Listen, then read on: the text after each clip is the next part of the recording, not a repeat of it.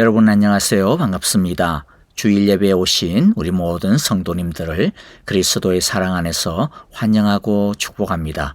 오늘도 예배드리는 우리 모두 위에 하나님께서 주시는 크고 놀라운 평화가, 위로와 안식이, 기쁨과 능력이 함께 하시기를 간절히 기도하고 바랍니다. 이제 우리 함께 마음을 다해서 우리 하나님의 은혜를 바라보며 우리 기도하도록 하겠습니다. 우리 예배를 위하여 기도해 주시고 또 우리 교회를 위하여 형제 자매들을 위하여도 기도해 주시고요. 또 선교사님들을 위하여서도 기도해 주시기를 바랍니다. 특별히 아프신 성도님들 기억하시면서 주님 치유하시고 은혜 내려주시며 고쳐주시옵소서. 연약함 가운데서도 믿음의 강함이, 믿음의 부요함이 넘치게 하옵소서. 우리 함께 기도하겠습니다.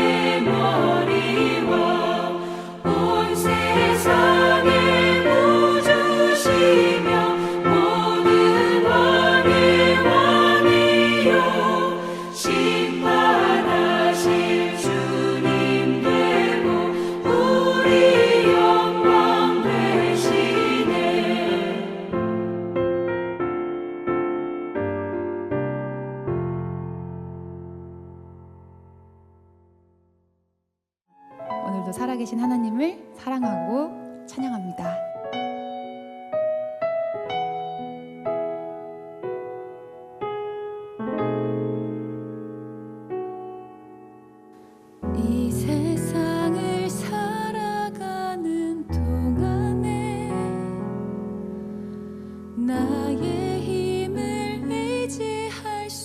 없으니 기도하고 낙심하지 말 것은 주께서 참 소망이 되심이라. 주의 길을 걸어가는 동안에 세상의 것 의지할 수 없으니 감사하고 낙심하지 말 것은 주께서 참 기쁨이 되심이라.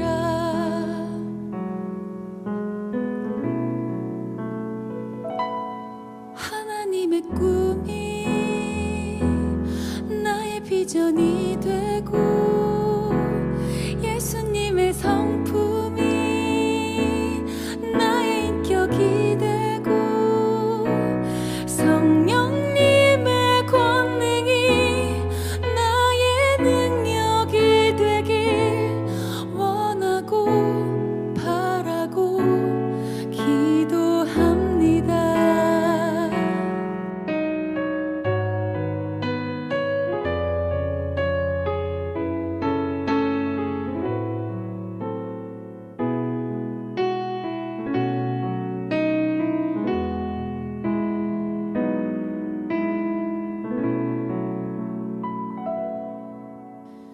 이 세상을 살아가는 동안에 나의 힘을 의지할 수 없으니 기도하고 낙심하지 말 것은 주께서 참 소망이 되심이라. 주의 길을 걸어가는 동안에 세상의 것 의지할 수 없으니 감사하고 낙심하지 말 것은 주께서 참 기쁨이 되심이라. 하나님의 꿈이 나의 비전이 되고 예수님의 성품이 나의 인격이 되고 성령님의 권능이 나의 능력이 되길 원하고 바라고 기도합니다. 하나님의 꿈이 나의 비전이 되고 예수님의 성품이 나의 인격이 되고 성령님의 권능이 나의 능력이 되길 원하고 바라고 기도합니다. 원하고 바라고 기도합니다. 원하고 바라고 기도합니다. 아멘. 만물을 통치하시며 자연 환경과 계절을 순간순간마다 변형시키시는 만물의 주인이 되시는 하나님 아버지, 지난 한 주간도 저희들의 육신의 정욕을 그리스도 십자가 안에 못 박게 하셔서 믿음으로 살게 하여 주심을 감사합니다. 그러나 그 이면에 너희는 그저 받았으니 그저 주라는 그 말씀을 망각한 채 세상의 욕심만을 따라다 살다가 이 자리에 왔습니다. 실록의 계절의 여왕 올 마지막 주에 사랑하는 우리 성도님들이 나와서 주님 앞에 반년을 회개하며 이렇게 간구하는 이 시간 주님 함께하여 주시고, 주님께서 우리의 중심에 계와 계셔서 우리의 진심으로 드리는 이 예배를 받아주시옵기를 간절히 원합니다. 너희는 내 몸과 같이 내 이웃을 사랑하라 하셨는데, 하나님, 저희들 그 계명을 아버지 실천하지 못했음을 솔직히 이 시간에 고백합니다. 하나님, 나의 쾌락을 위해서, 나의 즐거움을 위해서 온 물질과 정성과 시간을 다 바치지만은 하나님, 내 주위에서 헐벗고 굶주리고 소외되고 상처난 사람들을 찾아가지 못했습니다. 우리 하나님의 마음과 슬픔이 있는 그 어린 영혼들을 위해서, 아버지, 죽어가는 영혼들의 그 마음이 있는 곳을 향하여 눈물을 흘리지 못했습니다. 하나님 아버지, 저희들의 마음을 경책하여 주시옵소서. 하나님 아버지, 신체의 아버지 하나님 고통을 통하여 장애로 있는 자들에게 저희들의 마음의 열정을 쏟아서 그들에게 찾아가게 하여 주시고, 우리에게 도전받는 그 믿음으로 그들을 아버지 위로할 수 있는 자들이 될 수 있도록 주님께서 도와주시옵기를 간절히 원합니다. 하나님 아버지, 특별히 이 몸된 교회를 이 땅에 우리 예수님의 아버지 피를 쏟아 이 사랑의 교회를 세워주셨사오니, 아버지 하나님, 사랑으로 뭉쳐진 교회의 영혼이 하나님, 우리에 속한 이 지체들 서로 높이고 서로 덮어주며 서로 사랑하며 아버지 맡겨진 아버지 본분을 충실히 잘 감당하여서 우리 주님 아버지 심판대에 설 때 내 이 충성된 종아 살했다 칭찬받는 우리 모든 성도들 라고자가 한 사람도 없도록 주님께서 우리의 믿음을 더하여 주시옵기를 간절히 원합니다. 너희는 세상과 구별된 삶을 살라고 하셨는데, 아버지, 우리가 실질적인 믿음과 신앙생활을 하기를 원합니다. 그저 세상을 따라가며 아버지 그저 우리끼리 좋아하는 그런 믿음 생활이 아니고, 아버지, 한 영혼이라도 아버지 불쌍히 여기는 마음을 우리에게 주시옵소서. 그러므로 말미암아 우리 주님의 소원인 열방이 돌아오고 주님 그 한 영혼이 주님 품으로 안기는 것을 소망하면서 살아가는 우리 성도들 되게 하여 주시옵기를 간절히 원합니다. 하나님 아버지, 저희들은 육신이 약하고 아버지 또 주님 앞에 맹세했던 믿음과 모든 신앙심이 약하여서 아버지 순간순간 변화하고 순간순간 우리의 믿음이 깨어지고 우리의 결심이 흐트러지는 죄 있는 저희들의 마음을 오늘 또 이 예배를 통하여서 하나님 앞에 다시 아버지 결심하는 시간이 되게 하여 주시고, 하나님 아버지 이 강단의 말씀의 선포자라고 세우시는 우리 박성동 목사님 아버지 그 말씀을 통하여서 이 강단에 꿈을 주는 생명의 말씀이 나타나기를 원합니다. 하나님, 이 말씀을 들을 때마다 하늘의 비밀한 신령한 것을 깨닫는 저희들 되게 하여 주시고, 아버지 그냥 형식과 간섭적으로 마당 뜻만 밟고 왔다 갔다 하는 성도 되지 말게 하옵시고, 하나님 이 시기가 마지막 때인 것을 깨닫고 정신을 차리고 건신하여 허리를 아버지 동이고 아버지 신발을 굳게 묶고 아버지 세상의 본이 되며 아버지 우리의 신앙인들의 삶의 능력을 변화시켜서 세상을 정복하고 아버지 세상 속에서 리더가 되며 하나님의 그 십자가의 사랑을 아버지 온 만방에 아버지 좀 마음 정확하게 굳건히 묻고 이 말씀을 전가하는 저희들의 귀한 성도들 되게 하여 주시옵소서. 하나님, 세상에 믿는 자들이 너무나 많습니다. 아버지, 세상에 아버지 모르는 사람들이 거의 없습니다. 그렇지만 아직까지 우리 주님 오실 때가 언제인는 모르는 이때에 하나님, 우리가 정신을 차려서 예수 잘 믿는 성도들 되게 하시고 하나님 사랑, 이웃 사랑을 실천하는 저희들 되게 하여 주시옵소서. 이 시간 우리의 물질과 찬양과 기도와 경배를 주님께서 험령하여 주실 줄 믿습니다. 특별히 아버지 육신이 약한 우리 목사님 강건함을 더하여 주시어서 피곤치 않도록 그의 성대를 지켜 주시옵소서. 오직 예배하는 이 한 시간 주님께서 우리의 예배를 험령하여 주실 줄 믿사옵고 모든 예배 순서에 성령의 기름을 쳐주실 줄 믿사옵고 만물의 주인 되신 우리 구주 예수님 이름 받들어 감사하며 기도드리옵나이다. 자, 오늘 우리 함께 하나님 말씀을 나누겠는데요. 오늘 말씀은 요한계시록 14장 1절부터 5절까지의 말씀입니다. 한 절씩 같이 나누어 읽도록 하겠습니다. 1절 제가 먼저 읽습니다. 또 내가 보니 어린 양이 시온산에 서 있었습니다. 그 어린 양과 함께 14만 4천 명이 서 있었는데 그들의 이마에는 어린 양의 이름과 그의 아버지의 이름이 적혀 있었습니다. 그리고 나는 많은 물이 흐르는 소리와도 같고 큰 천둥 소리와도 같은 음성이 하늘에서 울려오는 것을 들었습니다. 내가 들은 음성은 검은 고를 타고 있는 사람들의 노랫가락과 같았습니다. 그들은 보좌와 내 생물과 그 장로들 앞에서 새 노래를 부르고 있었습니다.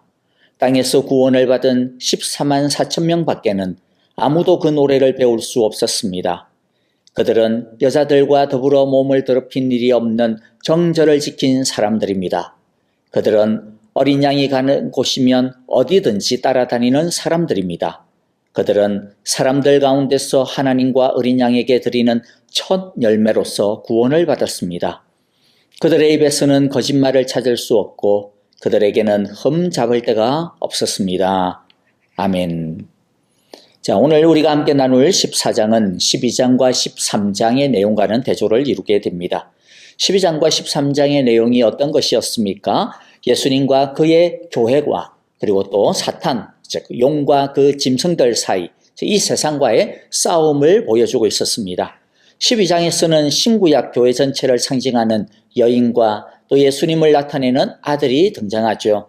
또 아들과 여인을 공격하는 사탄을 상징하는 붉은 용이 나왔습니다.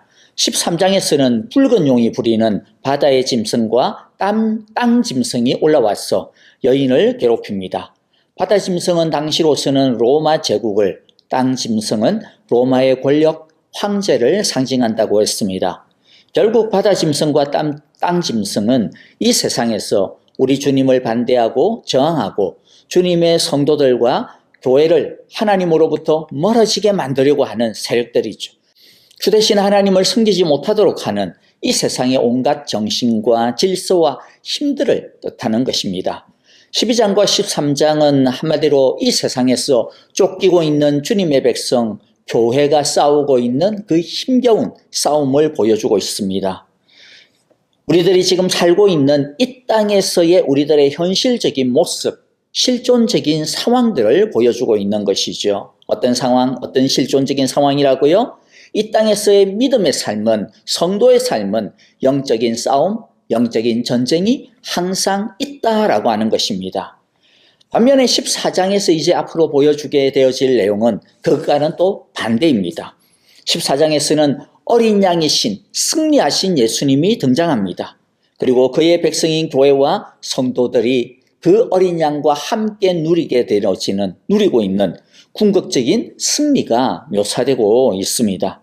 14장은 이 땅에서 살고 있는 우리들의 영적 상태, 하나님 안에서의 영적인 상태를 이야기하고 있는 거예요. 물론 14장은 궁극적으로는 나중에 주님이 재림하시고 또 우리들이 우리의 육신을 갖다가 벗어버리고 우리 주님 안에서 누리게 되어질 그 영광스러운 장면을 갖다가 보여주고 있는 것이지만 동시에 사실은 그 모습은 우리가 이 땅에 살면서 이미 누리고 있는 승리를 보여주고 있는 것입니다. 예수님은 이미 승리했다. 그리고 예수님과 함께 우리는 이미 승리한 14만 4천 명이다 라고 하는 것이죠. 그리고 이미 바벨론은, 용은 무너졌다. 사탄은 패배한 상태라는 것이죠. 사탄의 머리는 이미 박살이 났다라는 것입니다. 그래서 우리들이 비록 이 땅에서 영적으로 싸우고 여러 가지 문제들과 상황에 부딪혀서 힘겹게 살아가고 있지만은 그러나 사실은 이긴 싸움을 하고 있는 것이기 때문에 힘내라는 것이죠. 두려워하지 말라고 하는 것입니다. 우리는 이 이중적인 상태에 있다라고 하는 것을 사실 요한계시록은 처음부터 마지막까지 굉장히 강조하여서 우리의 현 모습을 똑바로 직시하도록 합니다. 그것이 요한계시록이 전해주는 중요한 주제입니다. 우리가 이 땅에서 믿음으로 산다라고 하는 것은 끊임없는 악한 영의 도전과 죄의 도전으로 인해 여러 가지 고통과 문제를 가지고 살 수밖에 없는 삶이라고 하는 것, 영적인 싸움이라고 하는 것은 이 세상에서 사는 동안 피할 수 없는 우리의 현실이라고 하는 것. 하지만 동시에 우리는 이미 예수님의 승리 안에 있다라고 하는 사실, 우리는 이미 이긴 사람이라고 하는 이 사실, 죄와 사탄이 아직도 씩씩거리면서 우리를 집어삼키려고 막 몰려들고 있지만은, 그러나 우리는 이미 예수님께서 사탄의 머리를 부수었다라고 하는 그 믿음 안에서 살아가고 있다라고 하는 사실, 그리고 우리는 바로 이긴 싸움을 싸우고 있다라고 하는 이 사실, 이 두 가지 사실을 붙들어야 된다. 이 이중적인 상태가 우리의 현실고 진짜의 모습이고 우리의 실제라는 것이죠.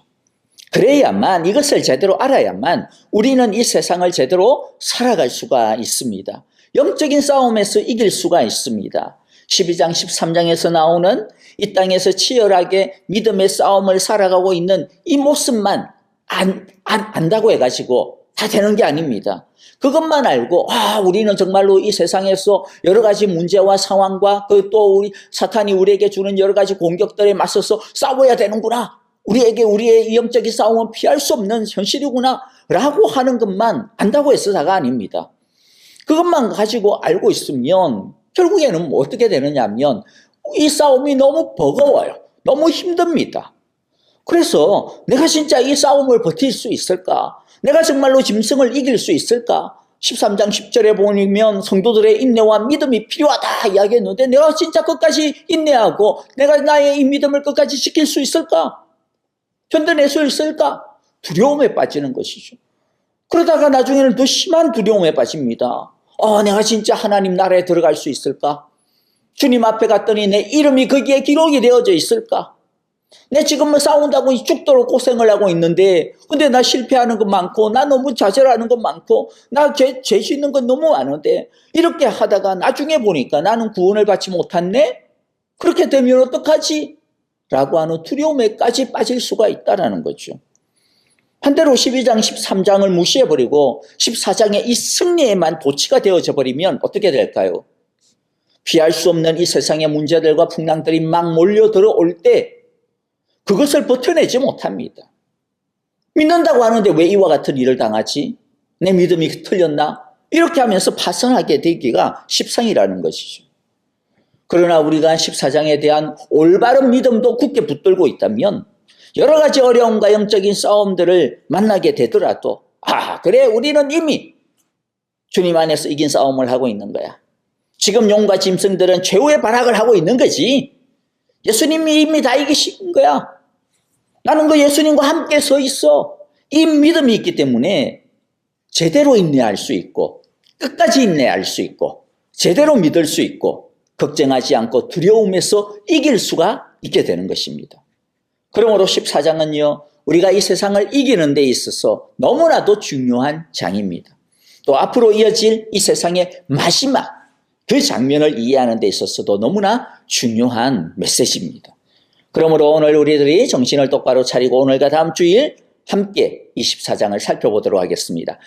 그런데 14장을 보기 전에 지난 주일날 우리가 미처 끝내지 못한 부분이 있습니다. 바로 666의 비밀입니다.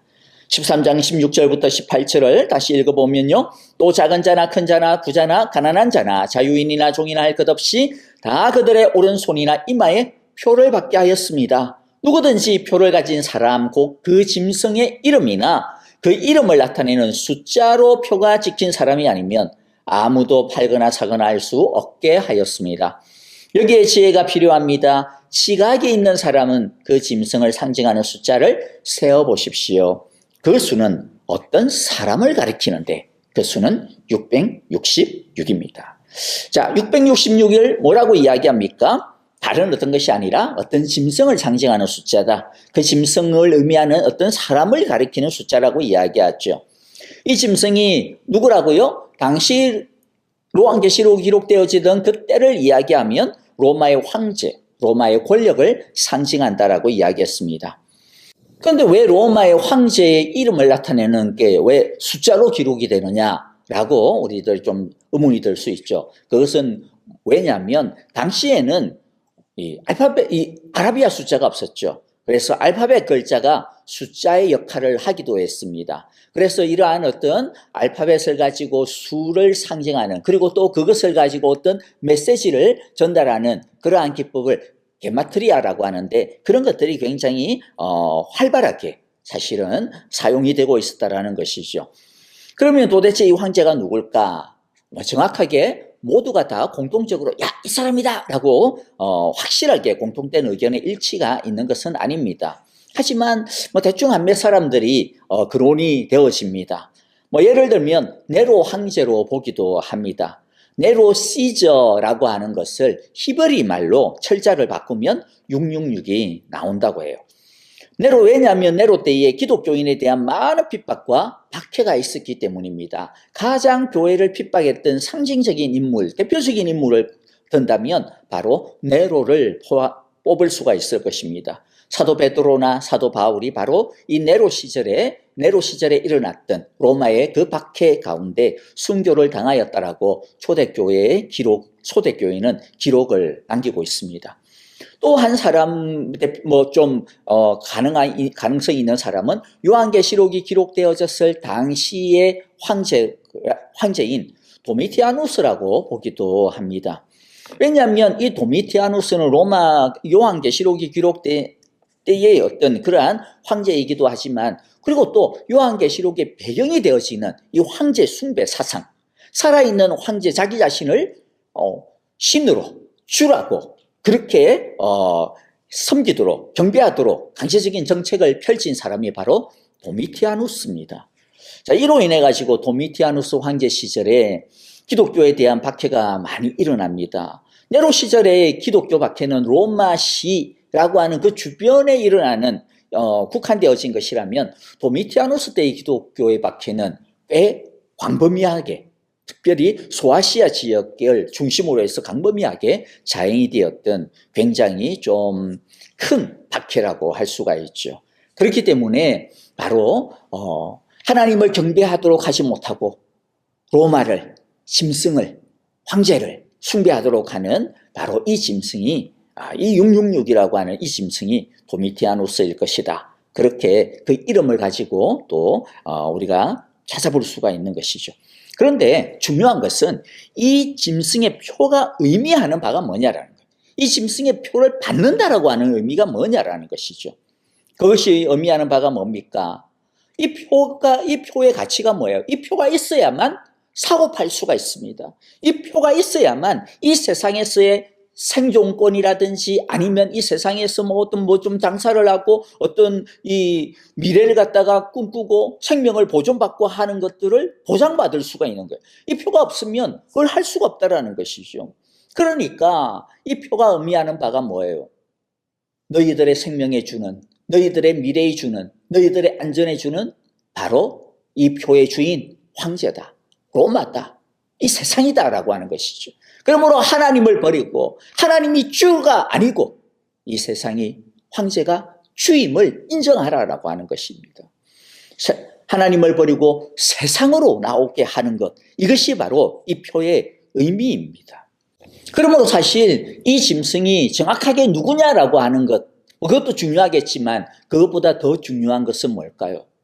하나님의 교회와 하나님의 성도들로 하여금 하나님을 믿지 못하도록, 하나님을 떠나도록 방해하고 핍박하는 이 세상의 모든 정치, 경제, 문화, 시스템, 권력, 법, 어떤 이념들, 그 모든 것들이 다 이 짐승, 그리고 이 짐승의 표라고 할 수 있겠죠.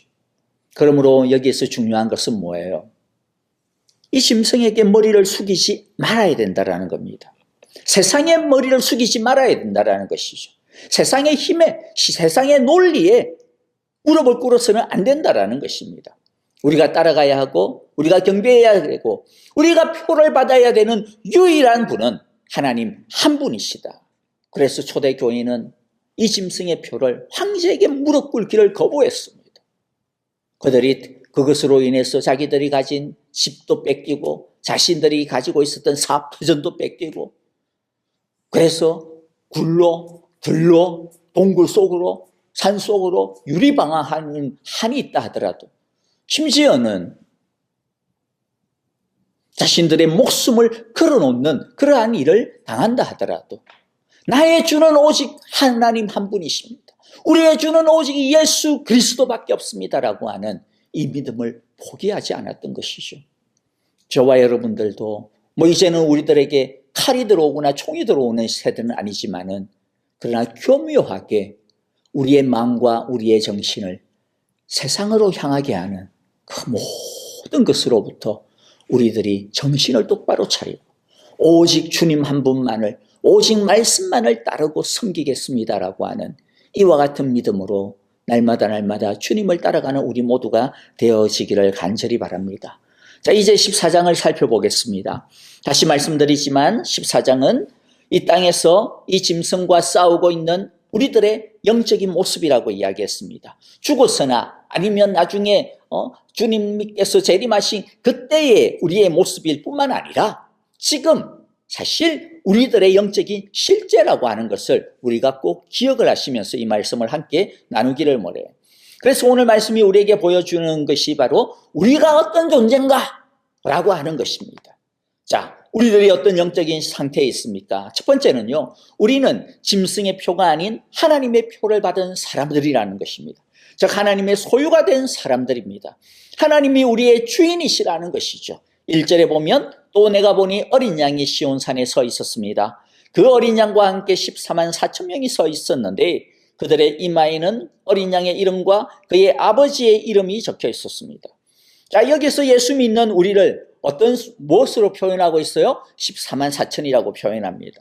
14만 4천은 신구약의 모든 교회들, 오고 오는 모든 세대의 성도들 전체를 이야기해요. 그래서 14만 4천은 구약 성도를 대표하는 12지파, 그리고 신약 성도를 갖다가 대표하는 12 사도들. 그래서 12 곱하기 12, 그리고 천을 곱하는 거죠. 천이 뭡니까? 많다라는 것이죠. 많다.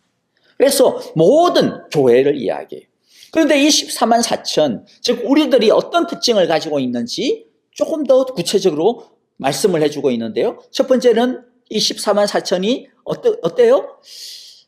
짐승의 표를 가지고 있던 사람들이 있었던 반면에 우리는 어떤 표를 가지고 있습니까? 우리의 이마에는 어린 양의 이름과 그의 아버지의 이름이 적혀 있어요.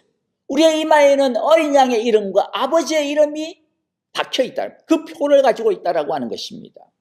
이것은 이마에 이름이 적혀 있다라고 하는 것은 우리의 정신과 우리의 이 마음과 우리의 이 지성과 우리의 영혼과 우리의 모든 것이 하나님의 것이다.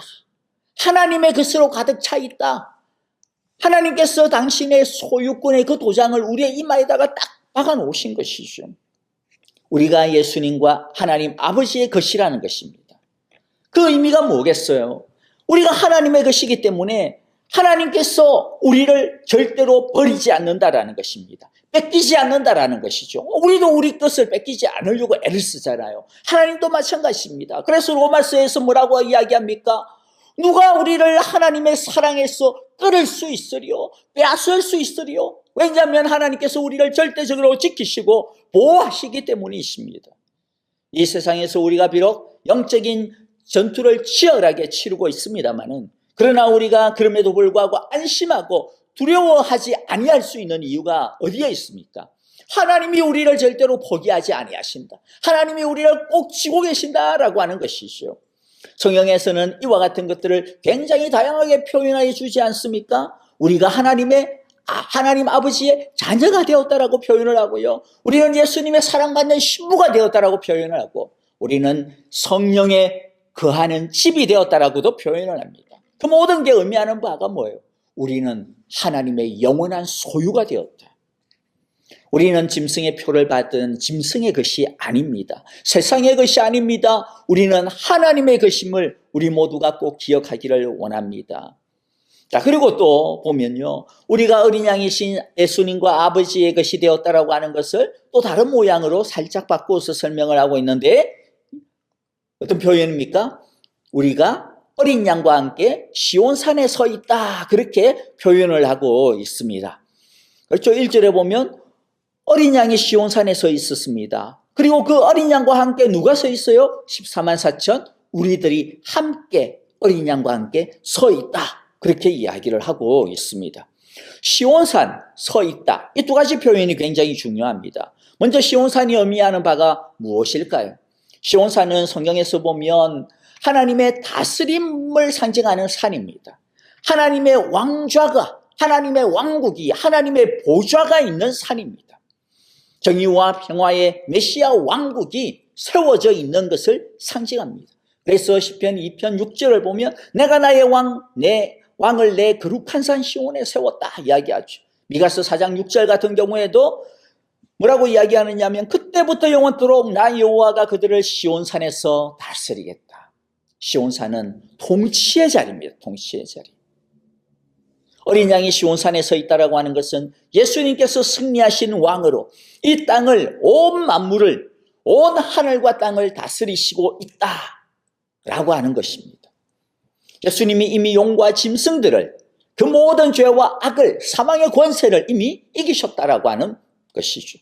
그 예수님과 함께 우리가 시온산에 서 있습니다.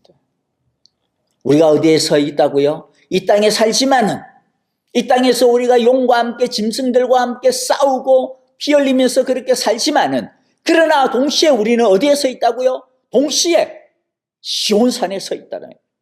우리가 이것을 꼭 기억해야 합니다. 그래서 사도 바울은요, 이중적인 우리의 시민권에 대해서 이야기를 하고 있지 않습니까? 우리가 이 땅에서 살고 있는 이 땅의 시민이기도 한 동시에 그러나 우리의 진짜 시민권은 어디에 있다? 나의 시민권은 하나님의 나라에 있습니다라고 그렇게 고백하고 있는 것이죠. 하나님의 시민이 된다라고 하는 것은 죽어야만 시민권을 받는 게 아닙니다. 우리가 예수님을 믿을 때에 우리가 예수님의 자녀로 아들과 딸로 하나님의 백성으로 태어나는 그 즉각 즉시로 하나님의 시민이 된다라고 하는 것이죠. 그러므로 기억합시다. 승리하신 예수님께서 우리를 당신의 소유로 확실하게 찜하시고 우리를 승리의 나라인 시온에서 의와 사랑으로 지금 다스려주고 계시다. 우리를 지키시고 보호하고 계시다라고 하는 것을 우리 모두가 꼭 이 말씀을 통하여 확실하게 기억할 수 있기를 바랍니다. 그런데 시온산에 계신 예수님의 모습이 어떤 모습이에요? 앉아 있어요? 누워 있어요? 어떻게 하고 있어요? 서 있다라고 이야기합니다. 아니 왕이 보좌에 앉아가지고 다스릴 수도 있지 않습니까? 그런데 예수님은 서서 다스리고 있어. 이게 무엇을 의미하는 걸까요? 서 있다라고 하는 것이 무엇을 의미하는지는 대조되는 장면을 갖다가 우리가 하나 보면 됩니다. 요한계시록 12장 17절과 18절에 보면 완전히 대조되는 장면이 나오는데요. 읽어드리면 그래서 그 용은 그 여자에게 노했어. 그 여자에 남아있는 자손 곧 하나님의 계명을 지키며 예수의 증언을 간직하고 있는 사람들 우리들과 싸우려고 떠났어요. 이 용이 지금 우리와 싸우고 있다는 거죠. 이게 이 세상의 현실의 모습입니다. 그렇죠? 그래서 그 18절에 보면 그때에 그 용이 바닷가 모래 위에 섰습니다. 용이 뭐하러 섰어요? 싸우려고 섰다라는 거예요. 그러니까 여기서 싸운다라고 하는 것은 이 섰다라고 하는 것은 싸움입니다. 전투입니다. 그런데 용이 바닷가에 서 있는 대신에 예수님은 어디에 서 있어요? 시온산 위에 서 있습니다. 사실은 지금 전투하는 것 같지만은 그러나 예수님은 시온산이 뭘 의미한다고요? 승리를 의미한다 그랬어. 예수님이 이미 이겼다라는 거죠. 예수님이 이미 이겼다. 이미 승리하신 그 예수님이 우리를 싸우고 있는 우리를 도우시려고 우리와 함께 싸우시려고 아니 예수님이 앞서서 싸우시려고 서 계시다라고 하는 것이죠. 그러므로 우리는 이 땅에서 비록 영적 전쟁을 치르고 있지만 그래서 여러 가지 고난과 어려움을 겪으면서 살지만은 두려워할 필요가 없는 겁니다. 염려할 필요가 없는 겁니다. 왜입니까? 이기신 예수님께서 시온산에서 우리와 싸우려고 우리의 싸움을 도우시려고 우리의 싸움을 앞장서서 나가시려고 서 계시기 때문이죠. 사실 우리가 싸우지만 우리가 싸워봐야 무슨 힘이 있습니까? 그런데 이 싸움 우리가 이길 수 있다라고 하는 자신감이 어디 있습니까? 이 싸움이 우리의 싸움이 아니라 예수님의 싸움이기 때문이죠. 예수님의 권세가 우리를 이기게 하시기 때문입니다. 그러므로 우리가 이 세상에서 여러 가지 문제들과 환난들, 영적인 싸움을 당할 때 우리는 얼마든지 이길 수 있는 것이죠. 그래서 주님께서는 염려하지 말고 두려워하지 말고 라고 말씀하시는 것이죠. 예수님이 승리자로 서 계시기 때문입니다. 자, 첫 번째 정리합니다. 예수님은 우리를 당신의 소유로 삼으셨고, 그리고 우리를 지금 자비와 인자와 성실과 사랑으로 다스려주고 계시고 있습니다. 또 용에 맞서서 우리를 지키시고 우리와 싸우시며 사실은 또 이미 승리하셨다라는 것이죠.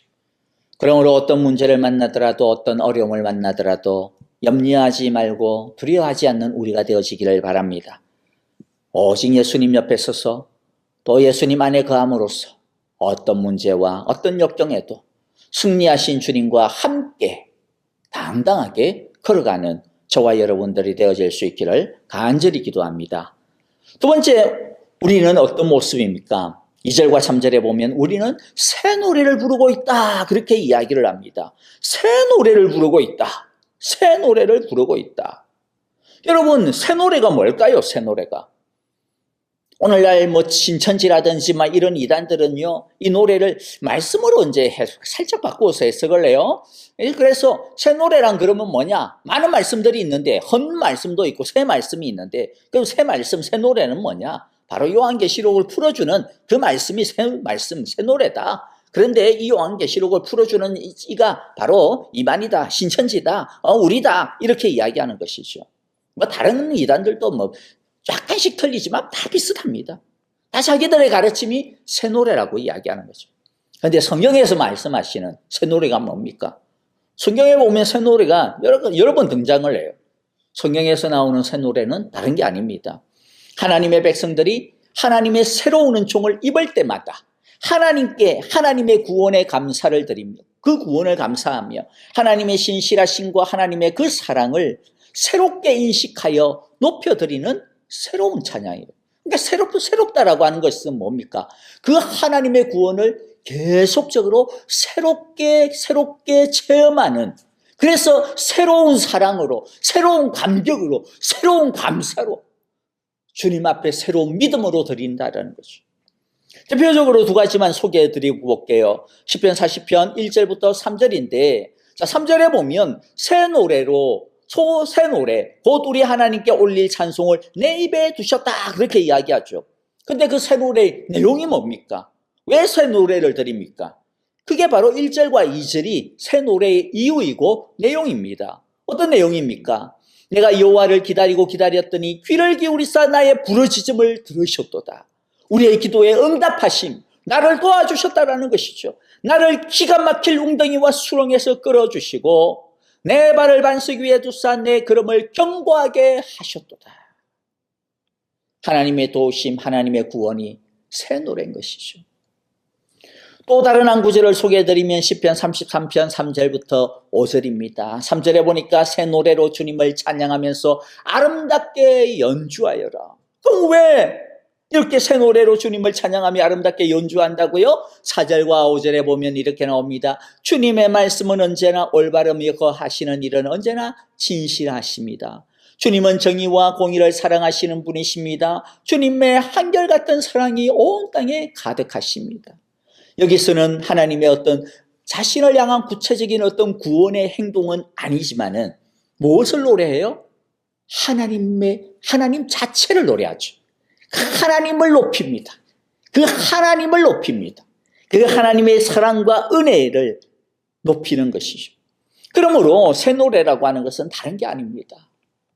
이 땅 가운데서 매일매일 힘겹게 살아가고 있는 그 믿음의 사람이 주를 바라볼 때에 주께서 매일마다 부어주시는 새로운 구원의 은혜, 주께서 부어주시는 새로운 하나님의 그 사랑, 그 사랑에 감격하여 그 사랑을 경험하여 그 하나님을 높여드리는 노래, 사랑의 노래가 바로 새 노래라는 것이죠. 그래서 오늘 3절도 보세요. 이 새 노래 누가 부르는 노래입니까? 3절에 보니까 땅에서 구원을 받은 14만 4천 명밖에는 아무도 그 노래를 배울 수가 없습니다. 누가 그 노래를 불러요? 구원을 받은 사람들, 구원을 받은 자들만이, 하나님을 경험한 사람들만이, 하나님의 은혜를 아는 사람들만이 이 노래를 부를 수 있다라고 하는 것이죠. 바꾸어서 말하면 중요한 게 뭡니까? 우리는 이 노래를 부를 수 있는, 우리는 이 새 노래를 부를 수 있는 자들이라는 것입니다. 어린 양이신 예수님께서 우리에게 새 노래를 부를 수 있도록 우리에게 이 노래를 부어주시고 있다라고 하는 것입니다.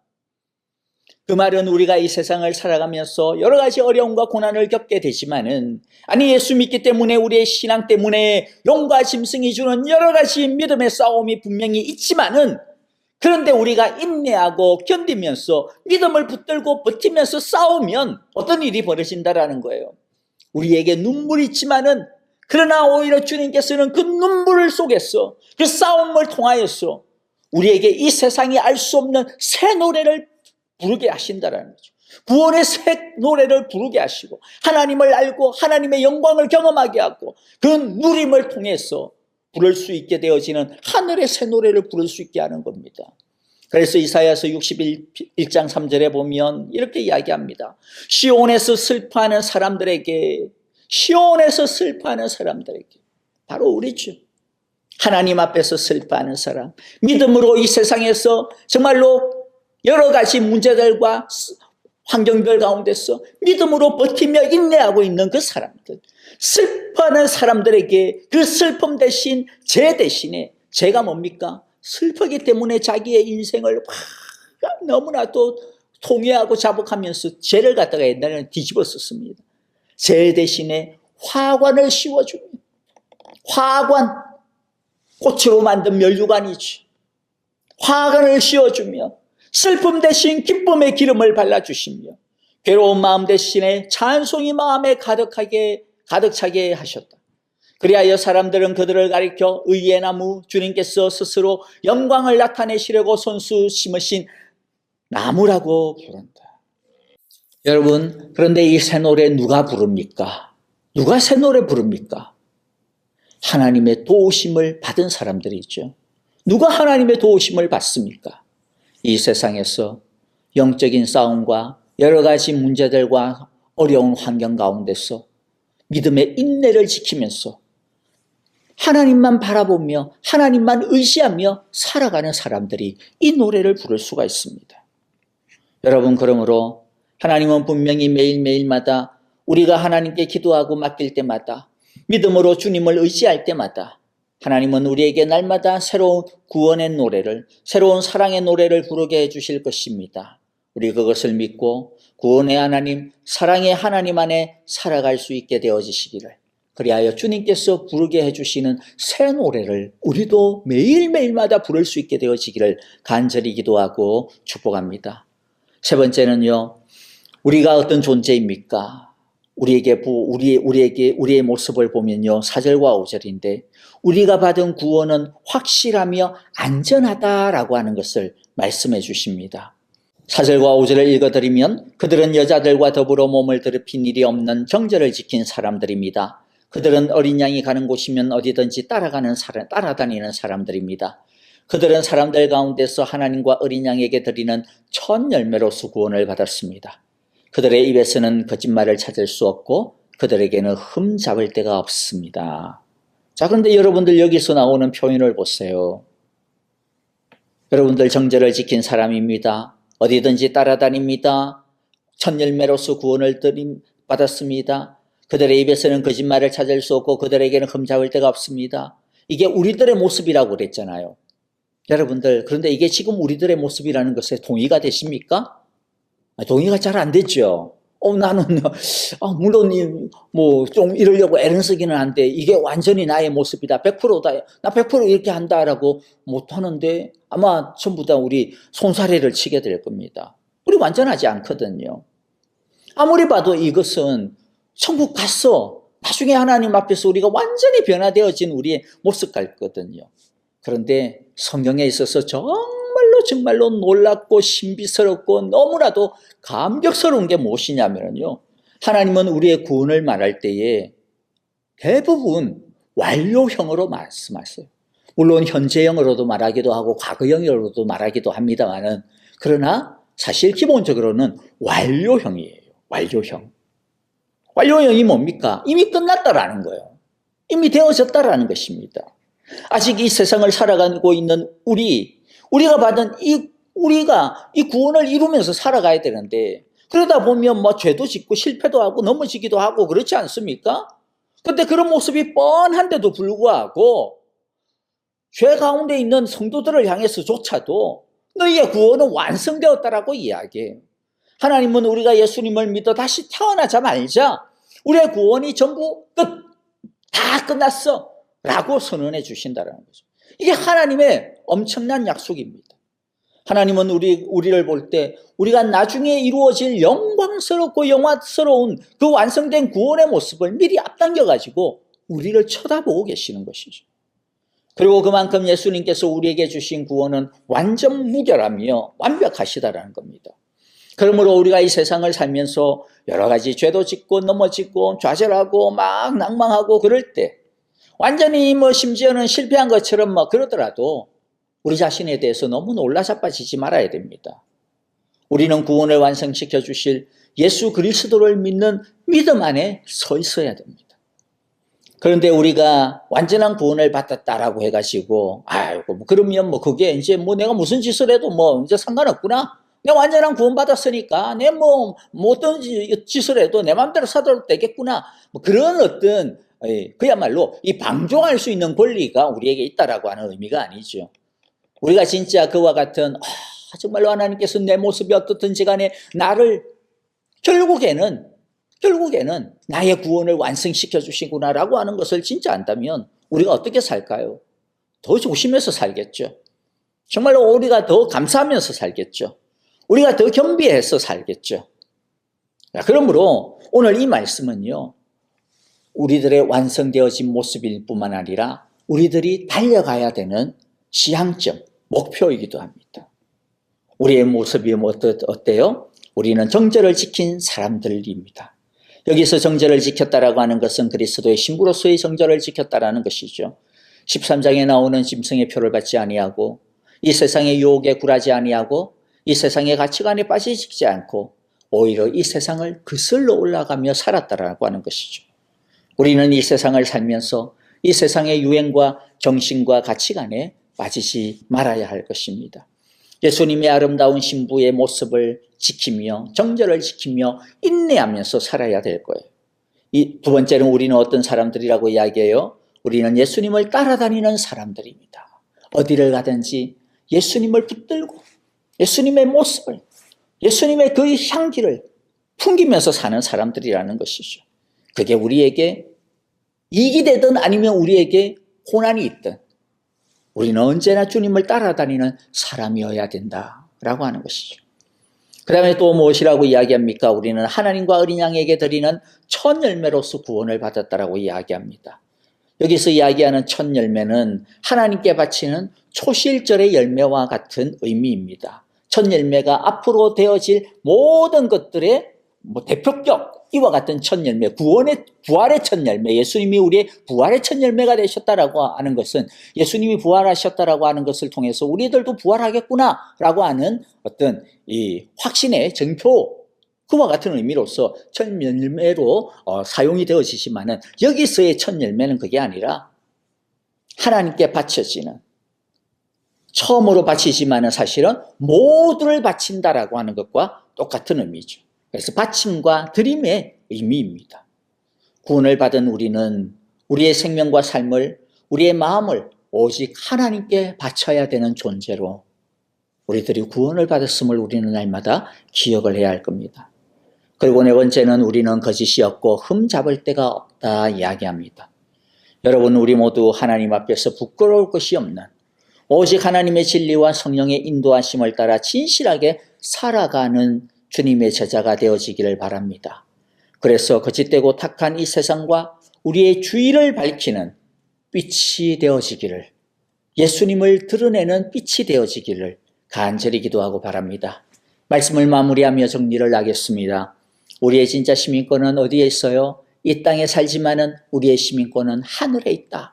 우리 이 이중적인 우리들의 이 존재, 이것을 우리가 기억하기를 바랍니다. 우리는 하나님의 소유들이다. 우리의 이마에는 예수님의 이름과 아버지의 이름이 적혀 있다. 하나님께서 당신의 소유의 도장을 찍어주셨다는 거죠. 그러므로 우리를 하나님의 사랑에서 빼앗을 수 있는 것은 아무것도 없음을 우리가 꼭 기억하기를 바랍니다. 그리하여 날마다 주님 안에서 거하기를, 주님과 함께 시온산에 우뚝 서 있기를 간절히 바랍니다. 우리에게 날마다 이런저런 세상의 풍파와 사탄의 여러 가지 공격들이 있겠지만은 우리가 구원의 첫 열매로서 우리 자신을 하나님께 드리고 끝까지 그리스도의 정절을 지킨 신부로서 우리의 믿음을 지키며 인내하며 싸우기를 바랍니다. 그리할 때 하나님은 우리에게 눈물이 있고 아픔이 있고 슬픔이 있겠지만은 그것을 뛰어넘을 수 있는 새 노래를 부르게 하신다라고 하는 것을 우리가 꼭 기억할 수 있기를 바랍니다. 슬픔을 뛰어넘는 기쁨의 새 노래를, 탄식을 이기게 하는 새 노래를, 하나님의 구원의 새 노래를 하나님은 우리에게 매일매일마다 분명히 부를 수 있게 해주실 것입니다. 예수님이 이미 이기셨습니다. 우리는 이미 이긴 싸움을 싸우고 있을 뿐입니다. 그러므로 날마다 우리와 함께 싸우시기 위하여 지금 시온산에서 우뚝 서 계시며 온 천사들을 호령하시는 그 예수님과 함께 동행하며 그리고 또 싸워 이기는 축복을 함께 누리며 그 구원의 새 노래를 날마다 주님께 올려드릴 수 있기를 간절히 기도하고 축복합니다. 함께 기도하며 축도합니다. 하나님 아버지 감사합니다. 우리들이 비록 이 땅에서 살아가고 이 땅 속에서 여러 가지 어려움도 당하고 믿음의 싸움도 싸우며 살아가지만은 그리하여 우리의 마음 가운데 어떤 때는 슬픔이, 어떤 때는 탄식이, 어떤 때는 아픔이 찾아오기도 하지만 그러나 이미 승리하신 주님께서 시온산에서 우뚝 서서 우리와 함께 싸우시고 호령하시기 때문에 결국에는 믿음으로 끝까지 인내하며 지키는 그 성도들에게 구원의 새 노래를, 승리의 새 노래를, 감사의 새 노래를, 감격의 새 노래를, 사랑의 새 노래를 부르게 해주심을 오늘 말씀을 통하여 우리로 하여금 다시금 알게 하여 주시니 감사합니다. 이 우리들의 이중적인 싸우지만은 그러나 사실은 이미 이긴 싸움을 싸우고 있다라고 하는, 우리가 이 땅에서 살아가고 있지만은 우리의 시민권은 하늘에 있다라고 하는 우리의 이 모습을 마음 가운데 깊이 새기고 날마다 주님과 동행하며 살아가는 우리 모두가 되게 하여 주시옵소서. 하나님의 소유로 하나님의 선택되어진 주님의 백성임을 우리 기억하고 우리를 그리스도의 사랑에서, 하나님의 사랑에서 끊을 수 있는 것은 아무것도 없다라고 하는 것을 우리 모두가 다시 한 번 더 믿음으로 굳게 마음 가운데 새기고 또한 고백하며 주님과 함께 우리의 삶을 열심으로 믿음으로 증진하며 살아가는 우리 모두가 되게 하여 주옵소서. 이제는 우리 주 예수 그리스도의 그 크신 사랑과 하나님 아버지의 그 귀하시고 한이 없으신 은혜와 성령님의 인도하시며 우리와 늘 동행하여 주시는 그 임마누엘의 크신 은총이 이제 오늘의 이 귀한 말씀 마음 가운데 새기고 우리가 하나님의 소유가 되었으며 우리는 이미 승리하신 예수 그리스도와 함께 시온산에 서 있으며 주님께서 우리를 위하여 달려오신다라고 하는 것을 마음 가운데 믿으며 하나님께서 우리가 비록 여러 가지 어려움과 환난들과 믿음의 싸움을 살아가고 있다 할지라도 눈물을 흘린다 할지라도 때로는 여러 가지 아픔들을 느낀다 할지라도 결국에는 믿음 가운데 끝까지 인내하는 자에게 구원의 새 노래를, 승리의 새 노래를, 사랑의 새 노래를 부르게 해주신다라고 하는 것을 우리 마음 가운데 새기고 주여 나는 오직 주님과 함께 걸어가겠습니다. 그리스도의 정절을 지킨 거룩한 신부로서 하나님께 드려진 구원의 첫 열매로서 거짓이 없이 오직 주님만 드러내는 빛으로 소금으로 살아가겠습니다. 주 앞에 고백하며 주 앞에 엎드리며 주의 도우심을 구하는 함께 예배한 우리 온 사랑의 교회 성도들과 믿음의 식구들과 가정들 위해 또한 하나님께서 우리에게 주신 귀한 생업과 일터와 삶의 모든 믿음의 걸음들 위해 이제로부터 영원토록 함께 계시기를 축원하옵나이다. 아멘.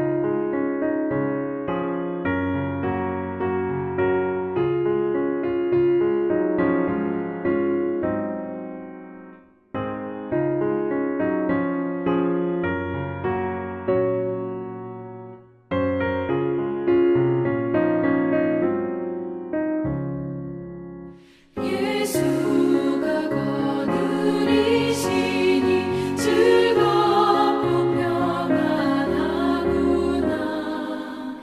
주야의 자고 깨는 것 예수가 거느리시네.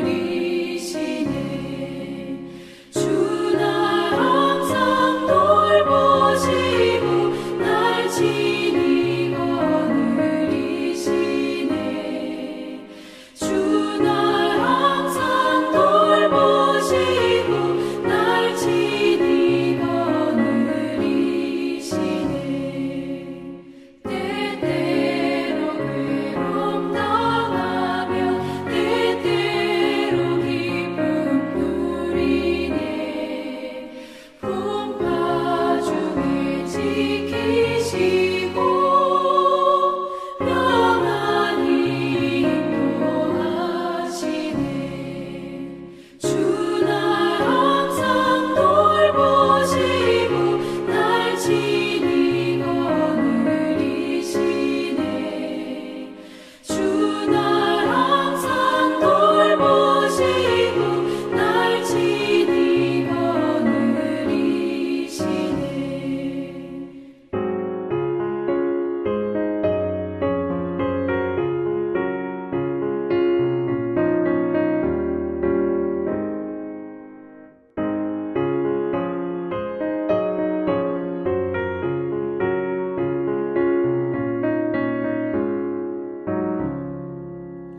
내 주의 손을 붙잡고 천국에 올라가겠네. 괴로우나 즐거우나 예수가 거느리시네. 주 날 항상 돌보시고 날 친히 거느리시네. 주 날 항상 돌보시고 날 친히